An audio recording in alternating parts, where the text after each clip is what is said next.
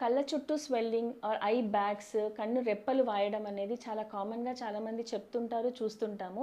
దానికి మెయిన్ కారణం కంటి కంటే ఎక్కువ సిస్టమిక్ ప్రాబ్లమ్స్ ఉన్నప్పుడు వచ్చే అవకాశాలు ఎక్కువుంటాయి. Hi! I'm doctor Keerthi Bavanla, ophthalmologist from Hyderabad.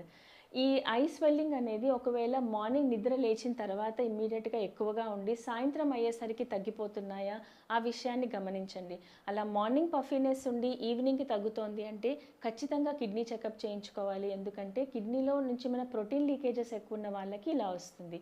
ఇలాంటి కన్నువాపు నిద్ర లేచినప్పుడు బావుంటుంది కానీ సాయంత్రం అయ్యేసరికి కళ్ళ కింద వాపు ఎక్కువవుతుంది అంటే మాత్రం పర్టిక్యులర్‌లీ ఎల్డర్లీ పేషెంట్స్‌లో కార్డియాక్ చెకప్ చేయించుకోవాలి. ఎందుకంటే హార్ట్ ప్రాబ్లమ్ ఉన్న వాళ్ళకి ఇలా మార్నింగ్ నార్మల్ ఉండి సాయంత్రానికల్లా వాపు ఎక్కువయ్యే ఛాన్సెస్ ఎక్కువగా ఉంటాయి.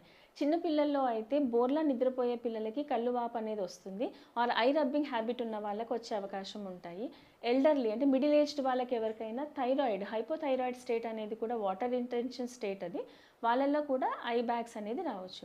పర్టిక్యులర్‌గా ఐ విషయంలో ఐ స్వెల్లింగ్ రావడానికి infections, conjunctivitis, foreign body allergies ఇలాంటి కారణాలే ఉంటాయి. దానికి ఐ ట్రీట్మెంట్ తీసుకుంటే సరిపోతుంది.